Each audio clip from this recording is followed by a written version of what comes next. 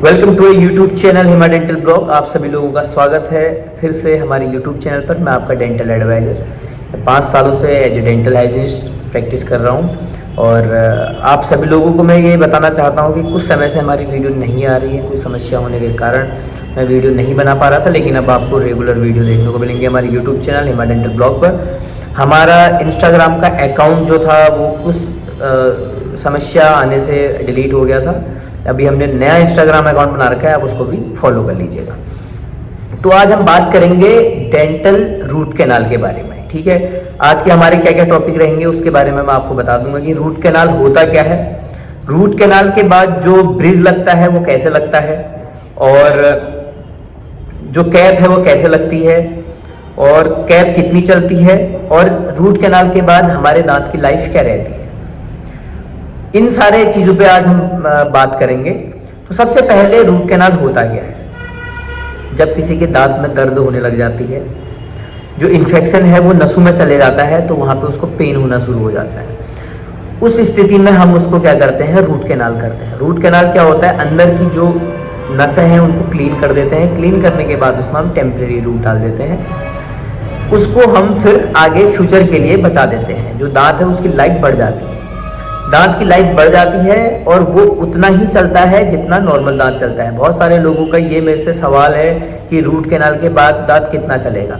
देखो होता क्या है, अगर अच्छे तरीके से रूट कैनाल किया है, जो अंदर से जीपी है वो ज़्यादा शॉर्ट नहीं है, एकदम एक्यूरेट है, तो आपके रूट कैनाल वाले दांत में कोई दिक्कत नहीं आएगी। जितना एक नेचुरल टूथ चलता है उतना ही वो दांत भी चलेगा, ठीक है। रूट कैनाल के बाद आपको कैप जरूर लगानी चाहिए। मैं इससे पहले वीडियो में भी यही बात आपको बताते आया हूँ, और अभी भी यही बात बता रहा हूँ कि आफ्टर रूट कैनाल आपने डेंटल कैप जरूर लगानी है। अब हम बात करेंगे डेंटल कैप के बारे में। डेंटल कैप कब लगाई जाती है, दांत में हमने रूट कैनाल कर लिया है, उसके बाद हमको डेंटल कैप लगानी चाहिए। और डेंटल ब्रिज क्या होता है, बहुत बड़ा सवाल है। आज मैं एक ही वीडियो बना रहा हूँ, उसमें सारे टॉपिक समझा रहा हूँ जो जो आज लोगों के सवाल हैं। तो डेंटल ब्रिज क्या होता है, देखो अगर किसी का एक दांत मिसिंग है तो वहाँ पे हम क्या लगाएंगे, डेंटल ब्रिज लगाएंगे। ऑप्शन 3 है, एक तो है एफपीडी, ठीक है, फिक्स पार्शियल डेंचर, दूसरा है आपका आरपीडी, रिमूवेबल पार्शियल डेंचर, तीसरा है इम्प्लांट। अब तीनों चीज़ों को हम समझेंगे कि सबसे पहले एफपीडी क्या होता है। एफपीडी मतलब फिक्स्ड पार्शियल डेंचर, जो दांत फिक्स लगा सकते हैं, और आरपीडी क्या होती है, रिमूवेबल पार्शियल डेंचर, ठीक है, और तीसरा इम्प्लांट होता है। तो ये दांत लगाने की, मिसिंग टूथ लगाने की 3 पद्धतियाँ होती हैं। अब जैसे आपको निकालने लगाने वाला दांत लगाना है उसको हम बोलेंगे आरपीडी, रिमूवेबल पार्शियल डेंचर, और जो दूसरा है फिक्स अगर हमने दांत लगाना है तो उसको हम बोलेंगे फिक्स्ड पार्शियल डेंचर, और तीसरा अगर हमने इम्प्लांट कराना है तो उसको हम एक जो एडवांस है, जो आजकल मिसिंग टूथ लगाने के लिए एडवांस जो चीज़ है वो है इम्प्लांट।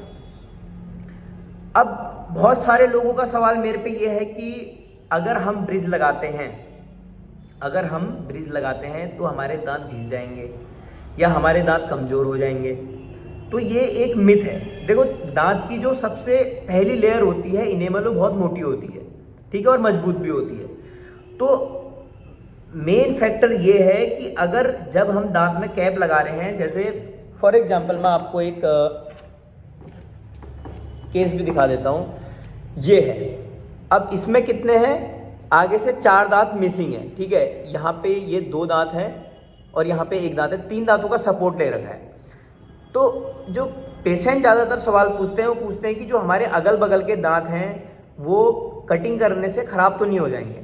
देखो ये ऊपर की जो दांत की लेयर होती है इनेमल, वो बहुत मोटी होती है, और अगर आप अच्छे क्लिनिक से ट्रीटमेंट करा रहे हो तो वो कभी आपके दांत को इतना तेज़ या इतना ज़्यादा ग्राइंड नहीं करेगा कि आपके पल्प के आसपास वो आए, ठीक है।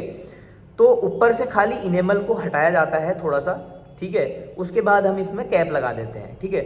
और इसकी जो लाइफ होती है, ऐसे कैप लग जाएगी, जैसे ये है, 4 दांत मिसिंग है, अगल बगल को हमने ग्राइंड किया दांतों को और हमने ऐसे इसके ऊपर से लगा दिया। ये हो गया डेंटल ब्रिज। और जो मैं अभी बोल रहा था फिक्स पार्शियल डेंचर, इसको ही हम बोलते हैं फिक्स पार्शियल डेंचर। तो अब हम बात करेंगे कि इसकी लाइफ क्या है। देखो इसकी लाइफ जितने आपके नेचुरल टूथ है उतनी ही ये ब्रिज की लाइफ होती है। और ऐसी स्थिति जहाँ पे आपको पेन होने लगे, अगर आपको 10 साल 12 साल या 20 साल के बाद अगर इसमें पेन वगैरह होने लगे, तो आपको कुछ नहीं करना है कि इसमें आपने सीधे रूट कैनाल करा लेना है। और अगर आपने रूट कैनाल कराने के बाद अगर ब्रिज लगाया है तो बहुत अच्छी बात है, ठीक है। तो रूट कैनाल करने के बाद भी ब्रिज लगता है और सीधे भी ब्रिज लग जाता है।